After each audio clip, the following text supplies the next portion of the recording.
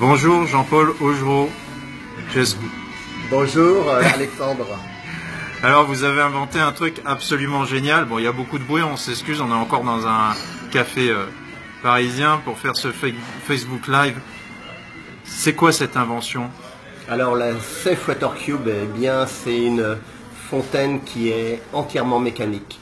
C'est-à-dire qui fonctionne sans électricité, sans aucun produit chimique et qui permet de potabiliser aussi bien des eaux de rivière que des eaux de puits ou de forage. Et tout ça, 1000 litres d'eau à l'heure. 1000 litres d'eau à l'heure. Et oui, simplement avec une pompe manuelle et puis 5 étapes de filtration. Quand il n'y a plus d'eau qui coule au robinet, eh bien, les filtres sont simplement colmatés. Il suffit de les nettoyer avec une brosse et du vinaigre blanc et c'est reparti. Mais c'est excellent, parce que bon, l'eau, on sait que c'est pour nous humains, c'est primordial. On tient 3 jours sans eau. Donc ça a été expérimenté où actuellement?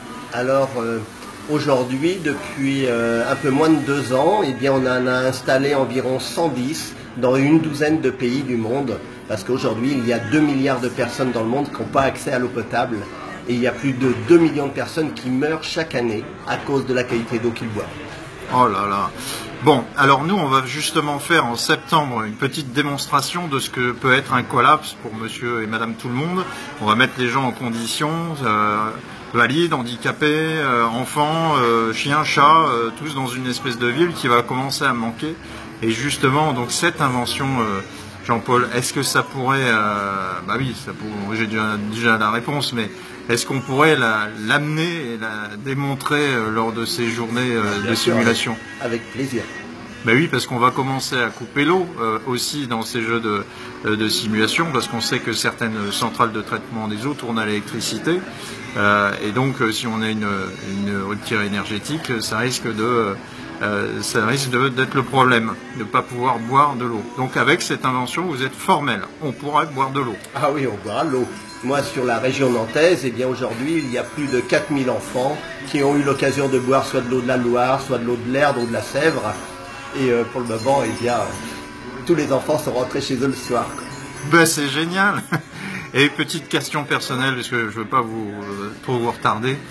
Moi, je pense que l'Afrique va nous donner beaucoup de leçons en termes de low-tech technologie. Qu'est-ce que ça vous dit, ça, hein?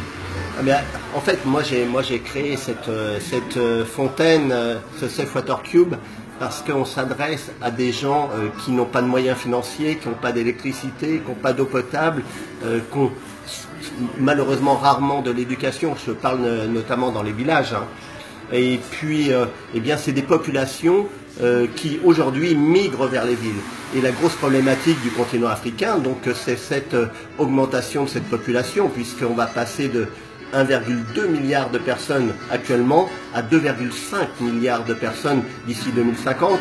Et il faut permettre à ces populations qui vivent dans les campagnes de pouvoir rester à vivre là où elles vivent. Donc il n'y a pas d'autre moyen que de créer de la low-tech de manière à ce que ces personnes-là s'approprient les produits et puissent rester à vivre là où ils sont bien. Génial. On va être comme eux bientôt. Allez, merci beaucoup Jean-Paul. À très vite.